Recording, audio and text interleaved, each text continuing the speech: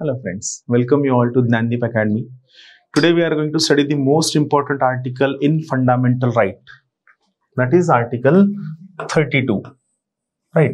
This is Polity Simplified series where we are studying articles one by one in a very simple language. So article 32, it talks about right to constitutional remedies. म्हणजे काय? So in simple term, whenever your fundamental right is violated, Constitution must have provided you with certain remedies, certain quick fix remedies which cannot be violated. See, giving you rights is a different thing, but only giving you right is not sufficient. Beyond giving you a right, there is a necessity that these rights must be protected. How to protect these rights? It can be ensured through Article 32. That's why it is said Article 32 talks about right to constitutional remedies. That is how Article 32 protects your fundamental rights. आता कसं protect करते करण्यासाठी एक simple concept आहे. काय तुमचा fundamental right जर violet झाला तर आर्टिकल 32 नुसार तुम्ही डायरेक्टली सुप्रीम कोर्ट कडे जाऊ शकता. तुम्हाला प्रश्न पडला असेल त्यात काय एवढं मोठं, आम्ही असं नॉर्मली पण सुप्रीम कोर्ट कडे जाऊ शकतो की नाही? नाही जाऊ शकत. का नाही जाऊ शकत? तर सुप्रीम कोर्टची जी डेफिनेशन आहे त्यातले 2-3 महत्वाच्या लाईन्स आहेत. फर्स्ट इम्पॉर्टंट लाईन ही आहे, supreme Court is the apex court of India. म्हणजे सुप्रीम कोर्ट हे भारताचं सर्वोच्च न्यायालय आहे. दुसरं महत्वाचं काय, supreme Court is primarily a court of appeal. Supreme court हे मुख्यतः अपिलाचं न्यायालय आहे. म्हणजे काय, जर समजा तुम्हाला तुमची इंडिव्हिज्युअल केस जर सुप्रीम कोर्ट मध्ये न्यायची असेल तर मी ती तुम्हाला subordinate court, lower court, district court, high court आणि फायनली सुप्रीम कोर्ट या पद्धतीने अपील करत करत करत करत घेऊन जावी लागणार आहे. तुम्ही डायरेक्टली ही केस सुप्रीम कोर्ट पर्यंत नाही नेऊ शकत. आलं लक्षात? त्यामुळं fundamental right is a difference. Fundamental राईटच्या केसमध्ये काय आहे, बाकीच्या केसेस सारखं फंडामेंटल राईटच्या केसमध्ये नाहीये. जर तुमचा फंडामेंटल राईट व्हायलेट झाला तर कॉन्स्टिट्यूशनने स्वतः सांगितलेलं आहे की in case of violation of your fundamental right you can approach supreme court directly in an appropriate manner without going through appeals. Normal केसेससाठी तुम्हाला सुप्रीम कोर्टकडे जाताना अपील करत जावं लागतं. फंडामेंटल राईटच्या व्हायोलेशनसाठी मात्र तुम्हाला या प्रकारची कोणतीही अपील करत जायची गरज नाहीये. तुम्ही डायरेक्टली आर्टिकल 32 चा आधार घेऊन you can approach supreme Court for protecting your fundamental right and for limiting the violation of your fundamental right. That's why article 32 itself is a fundamental right. That's why it is said that Article 32 is heart as well as soul of the Indian Constitution. Very important. Article 32 is a heart as well as soul of the Indian Constitution. का? कारण Article 32 सगळ्यात main article आहे जे तुमच्या fundamental राईटला meaning देतं. That's again a statement is there. Article 32 makes fundamental right more meaningful. महत्वाचा आहे, Article 32 makes fundamental rights more meaningful. काय प्रोव्हिजन्स आहेत आपण स्टडी करूया. Let's see. Remedies for enforcement of rights conferred by this part. Part कोणता आपण study करतोय? We are studying part 3. मग पार्ट 3 ने जे फंडामेंटल राईट्स तुम्हाला दिलेले आहेत याच्या जर व्हायोलेशन झालं तर यासाठी काय रेमेडी, काय उपाययोजना तुम्हाला अवेलेबल आहेत is given in article 32. What article 32 says, the right to move the supreme court. म्हणजे सुप्रीम कोर्टला जाणं. The right to move Supreme Court by appropriate proceeding for the enforcement of the rights conferred by this part is guaranteed. म्हणजे article 32 काय करतं, तुम्हाला तुमच्या fundamental राईटच्या प्रोटेक्शनची गॅरंटी देतं. याच प्रकारचं प्रोटेक्शन तुम्हाला आर्टिकल 226 नुसार कोणाकडनं मिळतं? हायकोर्ट कडनं मिळतं. मात्र हायकोर्ट तुमच्या फंडामेंटल राईट्सच्या प्रोटेक्शनची गॅरंटी देत नाही. हे मात्र तुमच्या फंडामेंटल राईटच्या प्रोटेक्शनची गॅरंटी देतं. सो आर्टिकल 32 ही लाईन खूप महत्वाची आहे. Article 32 is a guarantee of protection of your fundamental rights. Article 32 is a guarantee. So काय करतं, तुम्ही आर्टिकल 32 नुसार जर सुप्रीम कोर्टकडे अप्रोच झाला तर तुमच्या फंडामेंटल राईटच्या प्रोटेक्शनची गॅरंटी कोण देतं? सुप्रीम कोर्ट देतं. Supreme Court is a guarantor of fundamental right, protector of fundamental right. High Court is just only a protector of fundamental right. High Court is not a guarantor of fundamental rights. Second provision काय आहे पाहूया. See, the supreme court shall have the power to issue directions, orders or writs. पहा, normally आपण हे वाचलेलं आहे की supreme court article 32 च्या अंडर फक्त रिट्स इश्यू करतं. बिलकुल नाही. आर्टिकल 32 च्या अंडर सुप्रीम कोर्ट डिरेक्शन सुद्धा देऊ शकतं, ऑर्डर्स सुद्धा देऊ शकतं आणि रिट्स सुद्धा इश्यू करू शकतं. लक्षात घ्या, हे युपीएससीच्या प्रिलिम्स मध्ये किंवा एमपीएससीच्या प्रिलिम्स मध्ये होणारा नवीन बदल आहे की ते तुम्हाला छोट्या छोट्या शब्दावरती पकडत आहेत आणि तुमचं उत्तर कसं चुकल याकडे त्यांचा कल चाललाय. तुमची रीडिंग कॉम्प्रिहेन्सिव्ह, इन्क्लुझिव्ह आणि कॉम्प्रिहेंड होणारी असावी. जर ती कॉम्प्रिहेंड होणारी नसेल आणि कोचिंग क्लासेसच्या नोट्स आणि पुस्तकावर अर्धवट असेल तर युपीएससीचं म्हणणं आहे की विल फेल यू. तेव्हा लक्षात घ्या, इथं अंडरस्टँडिंग करताना काय लक्षात ठेवायचंय, आर्टिकल 32 नुसार सुप्रीम कोर्ट डिरेक्शन सुद्धा इश्यू करतं, ऑर्डर सुद्धा इश्यू करतं, रिट्स सुद्धा इश्यू करतं, including writs in the nature of कोणत्या कोणत्या रिट्स आहेत.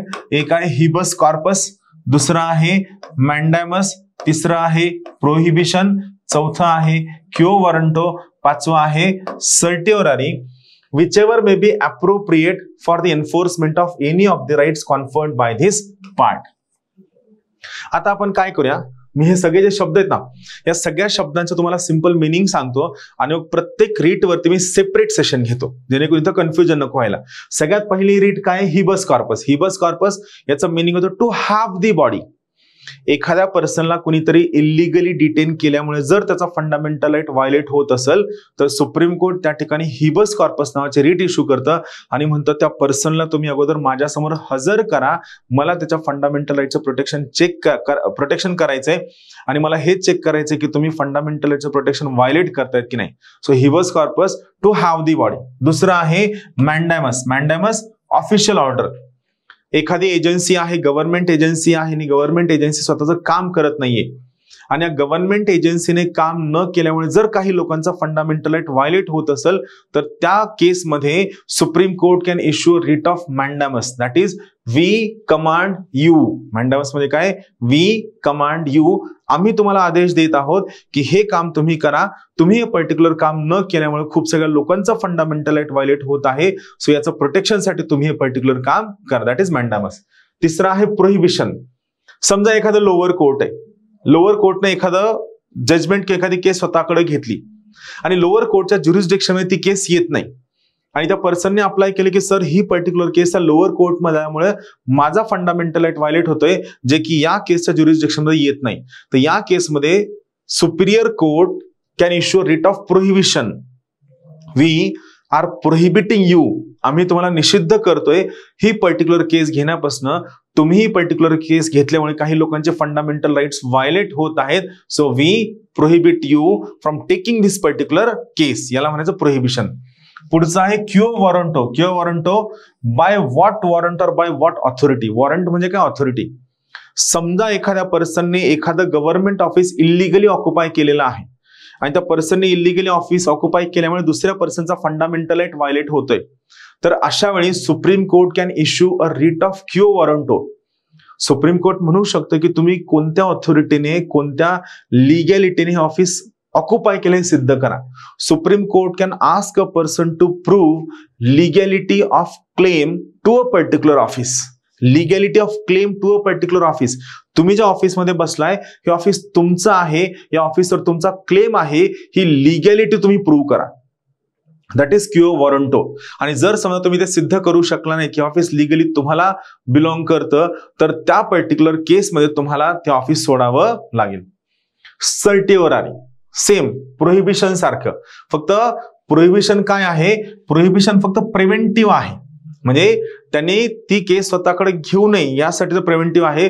सर्टिओरारी क्युरेटिव्ह सुद्धा आहे.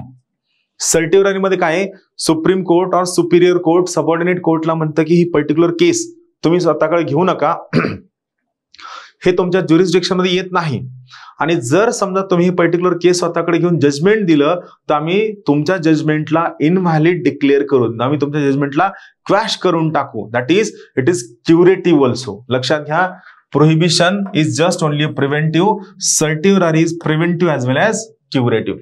सो सुप्रीम कोर्ट या सगळ्या रिट्स इश्यू करू शकतं. इथे एक लक्षात घ्या, इंजंक्शन नावाचे एक रिट आहे. इंजंक्शन ही इंजंक्शन नावाची रीट मात्र आपलं सुप्रीम कोर्ट इश्यू करू शकत नाही.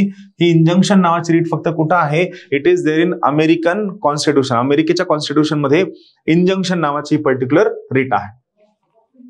पुढचं प्रोव्हिजन काय याच्यामधलं तर पहा, without prejudice to the powers conferred on supreme court. म्हणजे सुप्रीम कोर्टला काय अधिकार दिलाय याच्याशी काहीही घेणं देणं न घेता किंवा अधिकारांना कोणताही धक्का न पोहोचवता parliament parliament may by law, parliament कायदा करून empower any other court to exercise within the local limits of its jurisdiction all or any of the powers exercisable by supreme court under clause 2.